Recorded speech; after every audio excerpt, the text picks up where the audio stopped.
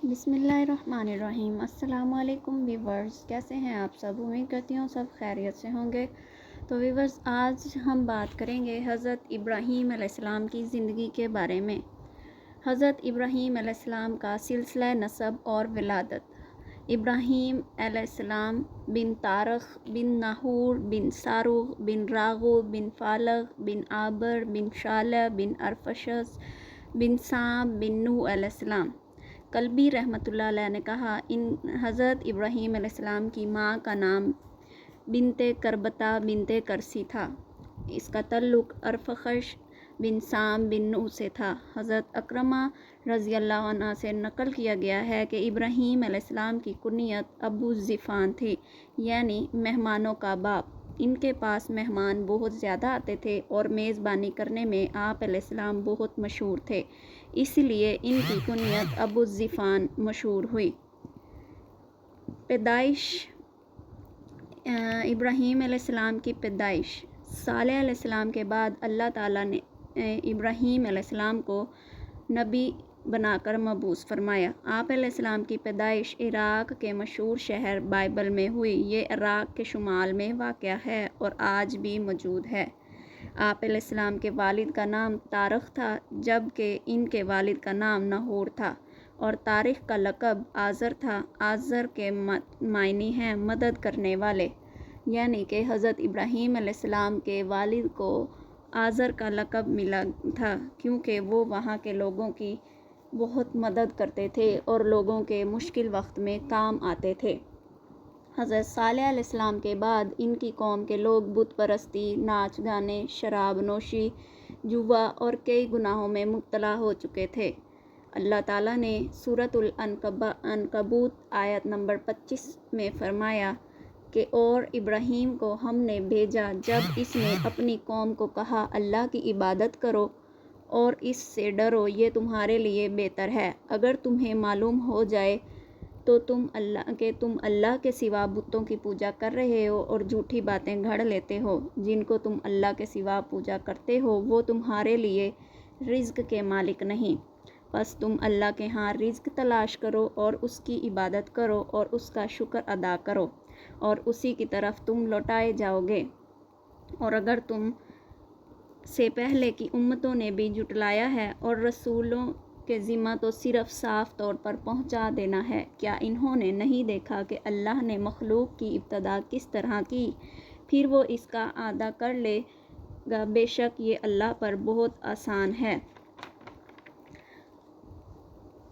इस आयत का मतलब ये है कि वो लोग अल्लाह का शरीक बनाए हुए थे, बुतों को अल्लाह का शरीक बनाकर इनकी पूजा करते थे। हज़रत इब्राहीम अलैहिस्सलाम ने अपने बाप और अपने कौम से कहा, ये मूर्तियाँ जिनकी तुम मुजाबर बने बैठे हो क्या हैं? इन्होंने जवाब दिया कि हमने अपने बाप दादों को इन्हीं की पूजा करते हुए देखा है। अल्लाह ताला ने कुरान मजीद में फ़रमाया, ए नबी, इनको इब्राहीम अलैहिस्सलाम और इनकी कौम के बारे में बताओ। जब इन्होंने अपनी कौम से पूछा कि तुम किसकी इबादत करते हो, तो वो बोले कि बुतों की। इब्राहीम अलैहिस्सलाम ने फरमाया कि जब तुम अपने इन पत्थर, मिट्टी और लकड़ी के बने हुए खुदाओं को पुकारते हो तो क्या वो तुम्हें सुनते नहीं हैं? क्या वो तुम्हें नफ़ा और नुकसान पहुंचा सकते हैं? इन्होंने कहा, ये सब तो हम नहीं जानते, हमने तो अपने बाप दादों को इन्हीं की पूजा करते हुए पाया है। मतलब ये बुत परस्ती इन्हें विरासत में मिली थी। वो जिन बुतों की पूजा करते थे, ना वो इनकी पुकार सुनते थे, ना ही इनके नफ़ा नुकसान पर कादिर थे।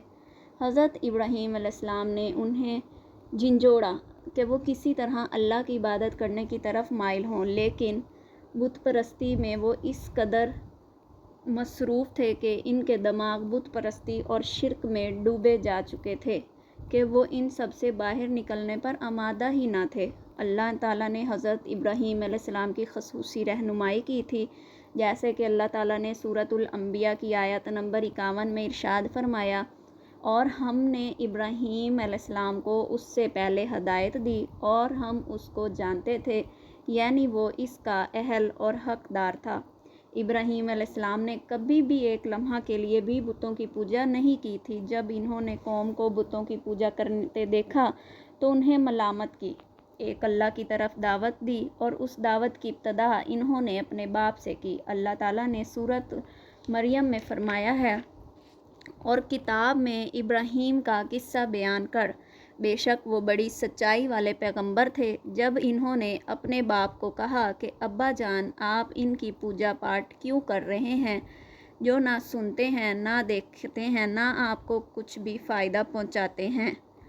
اے میرے ابا جان، بے شک میرے پاس وہ علم آیا ہے جو آپ کے پاس نہیں آیا۔ آپ میری مانیں، میں بالکل سیدھی راہ کی طرف آپ کی رہبری کروں گا اور آپ کی رہنمائی کروں گا۔ اے میرے ابا جان، آپ شیطان کی پوجا سے باز آ جائیں، بے شک شیطان پر رحم و کرم کرنے والے اللہ کا نافرمان ہے۔ اے ابا جان، مجھے خوف لگا ہوا ہے کہ کہیں آپ پر کوئی عذاب الہی نہ آ جائے کہ آپ شیطان کے ساتھی بن جائیں۔ اس نے جواب دیا کہ اے ابراہیم، کیا تو میرے معبودوں سے روگردانی کر رہا ہے؟ اگر تو باز نہ آیا تو میں تجھے پتھروں سے مار ڈالوں گا۔ تو ایک مدت دراز تک مجھ سے الگ رہ۔ تو ابراہیم علیہ السلام نے کہا، تم پر سلام ہو، میں تو اپنے پروردگار کے لیے تمہاری بخشش کی دعا کرتا رہوں گا، وہ مجھ پر بے حد درجہ مہربان ہے۔ میں تمہیں اور جن جن کو تم اللہ کے سوا پکارتے ہو، انہیں بھی سب کو چھوڑ رہا ہوں، میں اپنے رب کو پکارتا رہوں گا۔ لیکن جب بعد میں ابراہیم پر یہ واضح ہو گیا کہ وہ تو اللہ کی نافرمانی میں اٹل ہے، تو ابراہیم علیہ السلام نے اس سے ہمیشہ کے لیے لا تعلق ہو گئے۔ والد کے سخت جواب سے ابراہیم علیہ السلام نے ان سے لا تعلقی اختیار کر لی اور انہیں مخاطب کر کے فرمایا، میں تمہیں اور جن بتوں کو تم پوجتے ہو چھوڑتا ہوں، میں اپنے رب کو پکاروں گا، بے شک میرا رب اپنے پکارنے والوں کو کسی بھی چیز سے محروم نہیں رکھتا۔ آپ علیہ السلام اللہ کے پیارے اور پسندیدہ نبی تھے۔ آپ علیہ السلام کو اللہ تعالیٰ نے خلیل اللہ کا لقب بھی دیا ہے۔ جب آپ علیہ السلام نے اپنی قوم کو توحید کی دعوت دی، اس وقت آپ نوجوان تھے، آپ کی عمر 16 سال تھی۔ ساتھ میں آپ اس بارے میں غور و فکر بھی رکھتے تھے کہ آخر یہ لوگ بتوں کی، ستاروں کی، چاند سورج کی پوجا کیوں کرتے ہیں۔ آپ کا دل ان کے شرک پر بہت کڑتا۔ آخر آپ نے ارادہ کر لیا کہ اس شر اور فساد کی جڑ کاٹ کر رہیں گے، یعنی ان بتوں کو توڑ کر رہیں گے۔ آپ اپنی قوم کو بت توڑ دینے کی دھمکی دیتے رہے، اور یہ بات ابراہیم علیہ السلام نے کسی سے چھپ کر نہیں بلکہ اعلانیہ کی تھی کہ میں تم لوگوں کے بتوں کو توڑ ڈالوں گا۔ آخر انتظار کا وقت ختم ہوا، عید کا دن آ پہنچا۔ عید کے دن وہ لوگ صبح سویرے گھروں سے نکلنے سے پہلے کھانا پکا کر اپنے معبودوں کے سامنے رکھ دیتے تھے، پھر شہر سے باہر ایک میدان میں جمع ہوتے تھے، وہاں کھیلتے کودتے، جوا، شراب نوشی اور زنا وغیرہ کرتے تھے اور خوشیاں مناتے تھے، اور شام کو گھروں کی طرف آتے اور وہاں جو کھانا بتوں کے پاس رکھ گئے تھے اس کو اٹھاتے اور تبرک سمجھ کر کھا جاتے تھے۔ اپنے معمول کے مطابق انہوں نے عید کی تیاری کر لی، لیکن ابراہیم علیہ السلام تیار نہ ہوئے، اس لیے کہ وہ تو ان کے ساتھ جانے کا ارادہ بھی نہیں رکھتے تھے۔ وہ لوگ جانے سے پہلے ابراہیم علیہ السلام کے پاس آئے اور کہنے لگے، کیا آپ علیہ السلام ہمارے ساتھ نہیں جائیں گے؟ آپ علیہ السلام نے آسمان کی طرف نگاہ کی اور فرمایا، میں بیمار ہوں تو آپ لوگوں کے ساتھ نہیں جا سکتا۔ لہٰذا وہ سب لوگ ابراہیم علیہ السلام کے اس جواب کو سن کر انہیں وہیں چھوڑ کر چلے گئے۔ تو آپ علیہ السلام ان کے معبودوں کے پاس گئے اور کہا، ان کے معبودوں کے آگے جو وہ لوگ کھانا رکھ کے گئے تھے اس کھانے کو دیکھ کر کہا کہ تم لوگ یہ کھاتے کیوں نہیں ہو؟ پھر دائیں ہاتھ سے انہیں مارنے کے لیے ان پر پل پڑے۔ آپ علیہ السلام نے ان کے سارے چھوٹے بتوں کو توڑ کر ٹکڑے ٹکڑے کر دیا اور اس بت خانے میں جو سب سے بڑا بت تھا اس کے کندھے پر ایک کلہاڑا رکھ دیا۔ جب وہ لوگ شام چڑھتے ہی اپنے تہوار سے واپس آئے تو دیکھا کہ ان کے خداؤں پر کیا غضب نازل ہو چکا ہے، تو وہ سب غصے سے ایک دوسرے سے کہنے لگے کہ ہمارے خداؤں کا یہ حال کس نے کیا ہوگا۔ ان لوگوں میں سے کچھ کو ابراہیم علیہ السلام پر شک ہوا۔ انہوں نے کہا، ہم نے ایک نوجوان کو ان خداؤں کے بارے میں برا بھلا کہتے ہوئے سنا تھا اور انہیں سنا تھا کہ یہ لوگوں کو ان کی پوجا کرنے سے منع کر رہا تھا، تو یقیناً یہ سارا عذاب اسی نے برپا کیا ہوگا۔ وہی نوجوان یہ کام کرنے والا ہے اور ہمارے خداؤں کو توڑنے پھوڑنے والا ہے۔ تو انہوں نے کہا، اس نوجوان کو سب کی نگاہوں کے سامنے لاؤ تاکہ وہ سب اس کو دیکھ سکیں۔ جب قوم کے سرداروں کے حکم سے حضرت ابراہیم علیہ السلام کو لوگوں کے مجمع میں لایا گیا تو سب لوگوں نے ابراہیم علیہ السلام سے سوالات کرنے شروع کر دیے کہ اے نوجوان، کیا ہمارے معبودوں کا یہ حال تم نے کیا ہے؟ تو ابراہیم علیہ السلام نے ہنستے ہوئے کہا، مجھے کیا معلوم، یہ بت تو آپ لوگوں کے خدا ہیں، تو یہ مجھ سے بہتر جانتے ہوں گے، اور یہ سب بڑے بت کے کندھے پر کلہاڑا رکھا ہوا ہے، ہو سکتا ہے کہ اسی بڑے بت نے سب بتوں کو ہلاک کیا ہو۔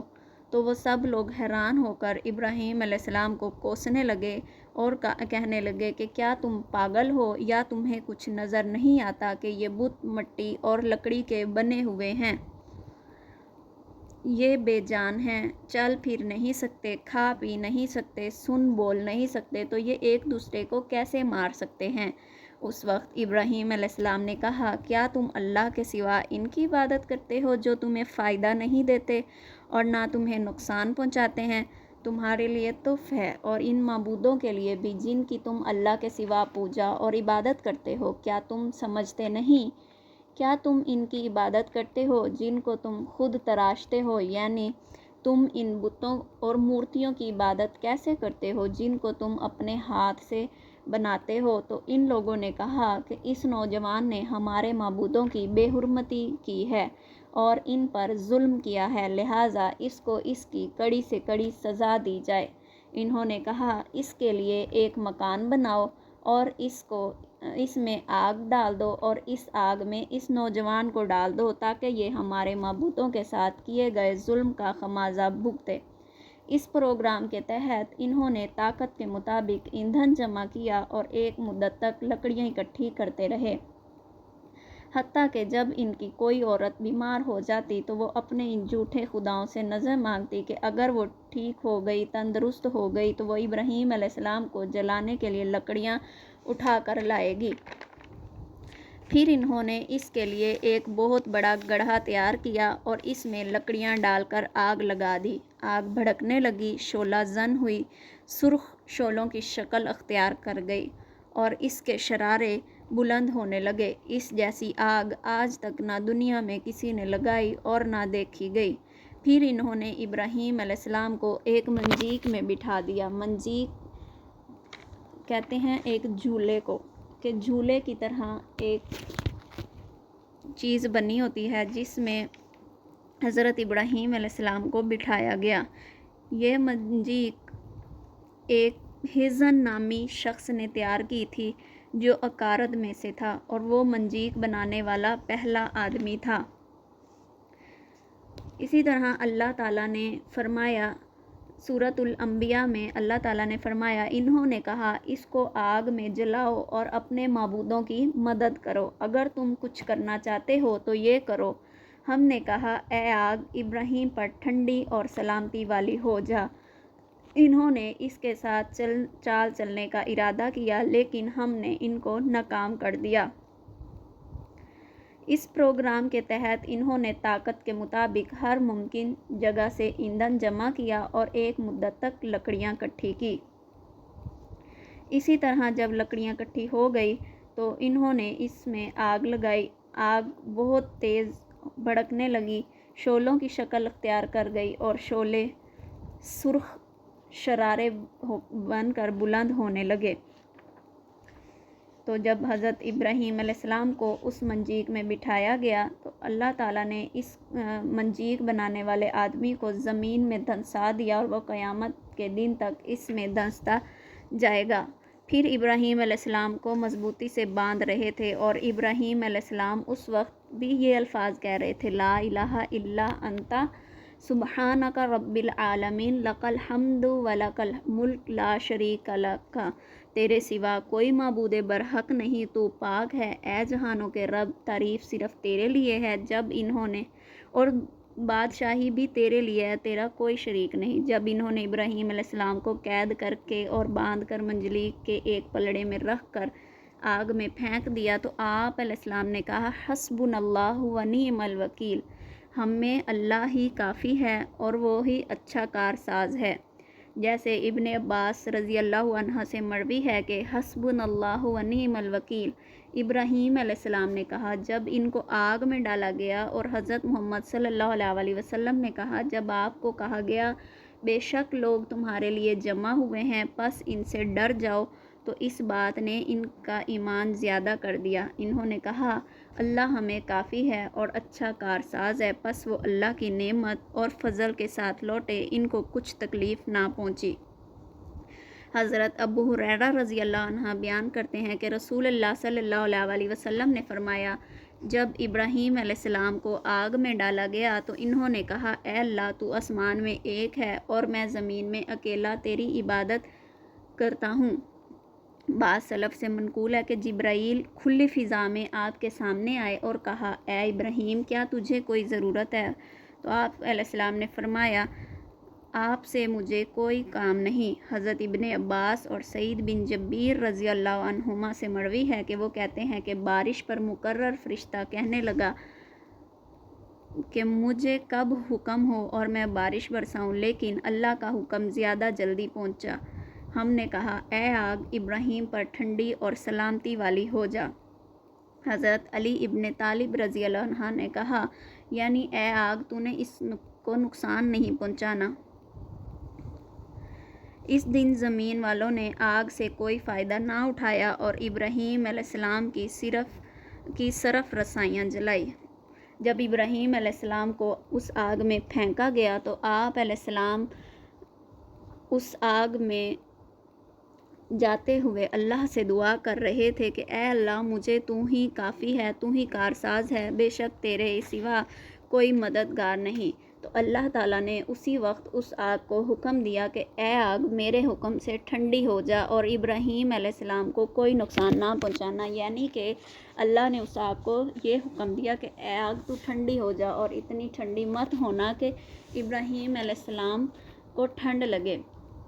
تو آگ اللہ کے حکم سے ٹھنڈی ہو گئی۔ باہر دیکھنے والوں کی نظر میں تو وہ آگ شراروں کی شکل میں اوپر کو اٹھ رہی تھی اور بہت تیز بھڑک رہی تھی کہ حتیٰ کہ اس آگ کے اوپر سے کوئی پرندہ بھی اڑتا ہوا جاتا تو وہ اس آگ کی تپش سے جل کے اس آگ میں راکھ ہو جاتا، لیکن وہ آگ اللہ کے حکم سے اندر سے اتنی ٹھنڈی ہو چکی تھی کہ ابراہیم علیہ السلام وہاں سے پرسکون رہ رہے تھے۔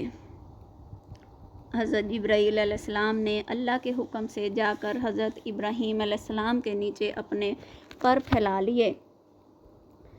ابن عساکر رحمہ اللہ فرماتے ہیں کہ جب ابراہیم علیہ السلام کی ماں نے اپنے بیٹے کو دیکھا تو پکار کر کہنے لگی، اے بیٹے میں تیرے پاس آنا چاہتی ہوں، اللہ سے دعا کر تیرے پاس آتے ہوئے وہ مجھے آگ کی تپش سے محفوظ رکھے۔ اسی طرح جب ابراہیم علیہ السلام کے باپ نے انہیں دیکھا تو اس کے باپ نے بہت خوبصورت بات کہی جب اس نے اپنے بیٹے کو اس حالت میں دیکھا اور کہا، اے ابراہیم تیرا رب بہت اچھا ہے۔ تو ابراہیم علیہ السلام نے کہا، ہاں میں دعا کرتا ہوں۔ پھر اس کی طرف آئی تو آگ اس پر کوئی اثر نہیں کر رہی تھی۔ اس نے بیٹے کو پاس پہنچ کر اسے گلے لگا لیا اور اس کو بوسہ دیا اور واپس چلی گئی۔ منہال بن عمر رحمہ اللہ بیان کرتے ہیں کہ مجھے خبر دی گئی ہے کہ ابراہیم علیہ السلام آگ میں 40 یا 50 دن ٹھہرے رہے اور انہوں نے ان دنوں اور راتوں سے اچھی زندگی میں نے کبھی نہیں گزاری۔ میں تو یہ چاہتا ہوں کہ میری ساری زندگی اور حیات اسی طرح ہو جائے۔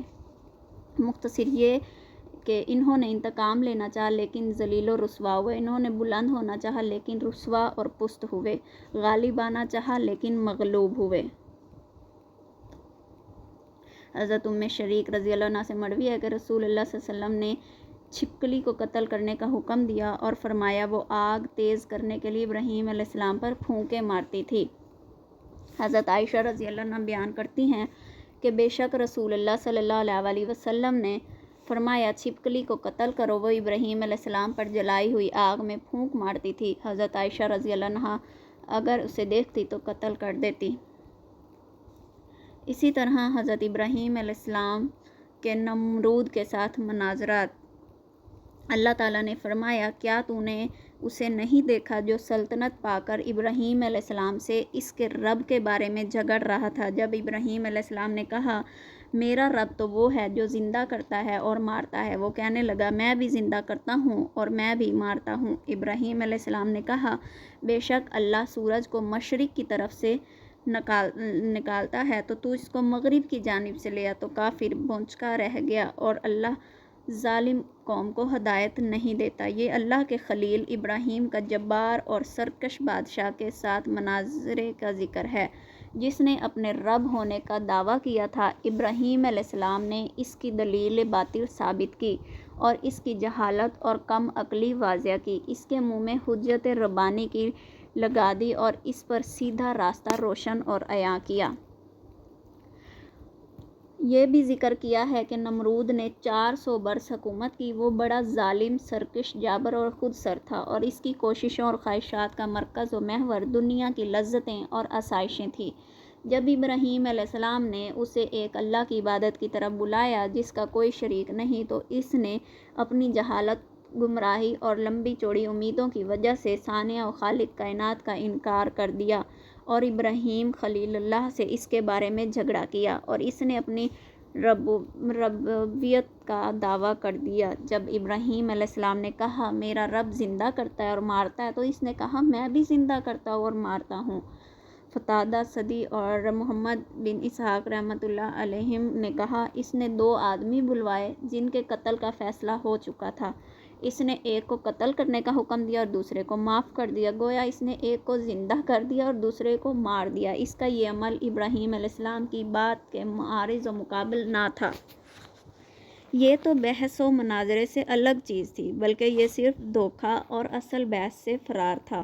ابراہیم علیہ السلام نے تو روزمرہ کے مشاہدات میں حیوانات کو پیدا کرنے اور ان کو مارنے اور صانع و خالق کے وجود پر دلیل دی تھی،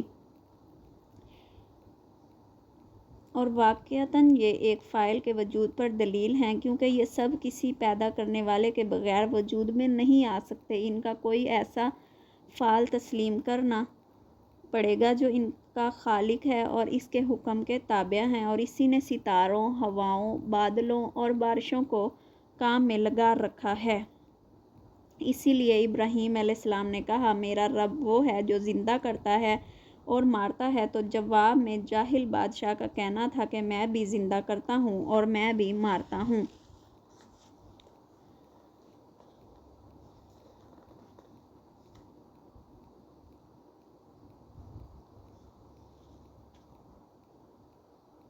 اسی طرح یہ مناظرہ کب ہوا اس کے بارے میں اب بات کرتے ہیں۔ سعدی رحمۃ اللہ علیہ نے بیان کیا ہے کہ ابراہیم علیہ السلام اور نمرود کے درمیان یہ مناظرہ اس دن ہوا جب آگ سے باہر نکلے۔ ابراہیم علیہ السلام کی نمرود سے ملاقات سب سے پہلے اسی دن ہوئی، اور یہ گفتگو بھی صرف ان دونوں کے درمیان تھی۔ عبدالرزاق نے معمر کے واسطے سے زید بن اسلم رحمہ اللہ سے ذکر کیا ہے کہ نمرود کے پاس غلہ تھا اور لوگ وفد در وفد اس کے پاس غلہ حاصل کرنے کے لیے پہنچ رہے تھے، اور حضرت ابراہیم علیہ السلام بھی اسی غلہ کے لیے وہاں پہنچے۔ اس سے پہلے آپ کی نمرود کے ساتھ ملاقات نہیں ہوئی تھی۔ پھر ابراہیم علیہ السلام اور نمرود کے درمیان مناظرہ ہوا۔ اس نے سب لوگوں کو غلہ دیا لیکن ابراہیم علیہ السلام کو کچھ نہ دیا، وہ غلہ کے بغیر واپس لوٹے۔ جب گھر کے پاس پہنچے تو مٹی کے ایک ڈھیر سے اپنے 2 ٹھیلے بھر لیے اور سوچا اس کے ساتھ اپنے گھر والوں کو مشغول کروں گا۔ جب گھر پہنچے تو سواری سے پلان اتار اور ٹیک لگا کر سو گئے۔ آپ کی بیوی نے دونوں بوروں کو دیکھا کہ وہ بہترین غلے کے ساتھ بھرے ہوئے ہیں۔ اس نے کھانا تیار کیا۔ جب بیدار ہوئے تو دیکھا کہ کھانا تیار ہے تو پوچھا یہ کہاں سے آیا؟ تو اس کی بیوی نے جواب دیا کہ اسی سے نکالا ہے جو آپ لائے ہیں۔ ابراہیم علیہ السلام پہچان گئے کہ رزق اللہ تعالیٰ نے عنایت فرمایا ہے۔ اللہ تعالیٰ نے اس جابر بادشاہ کی طرف ایک فرشتہ بھیجا جو اس کو اللہ پر ایمان لانے کا حکم دے تو اس نے انکار کیا۔ اللہ نے دوبارہ دعوت دی تو اس نے انکار کیا۔ سب بہرا بلایا تو وہ پھر بھی نہ مانا اور کہنے لگا میں اپنے لشکر جمع کرتا ہوں اور تو اپنے لشکر اکٹھے کر۔ نمرود نے آفتاب طلوع ہوتے ہی اپنے لشکر جمع کر لیے۔ اللہ تعالیٰ نے مچھروں کی ایک فوج بھیجی، وہ اتنی تعداد میں تھے کہ سورج نظر نہ آ رہا تھا۔ اللہ نے ان مچھروں کو ان پر مسلط کیا تو وہ ان کا گوشت کھا گئے اور خون پی گئے اور ان کی خالی ہڈیاں رہ گئی۔ ایک مچھر نمرود کے ناک میں داخل ہوا اور وہاں پہنچ کر 100 سال تک رہائش پذیر رہا۔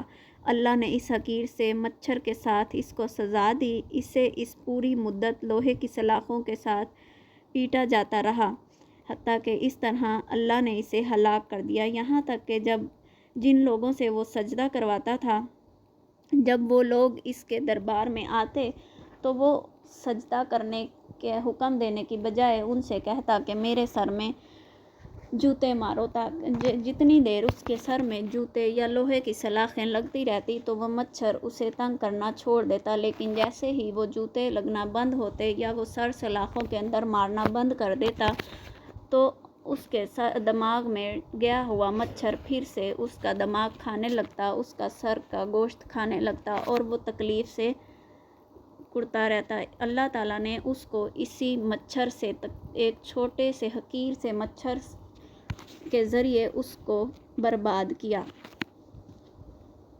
دوستوں، اگر آپ کو ہماری یہ ویڈیو پسند آئی ہو تو لائک کریں، شیئر کریں اور ہمارے چینل کو سبسکرائب کریں تاکہ ہماری ہر آنے والی نئی ویڈیو آپ تک پہنچتی رہے۔ اللہ حافظ۔ انشاءاللہ ملتے ہیں اگلی ویڈیو میں۔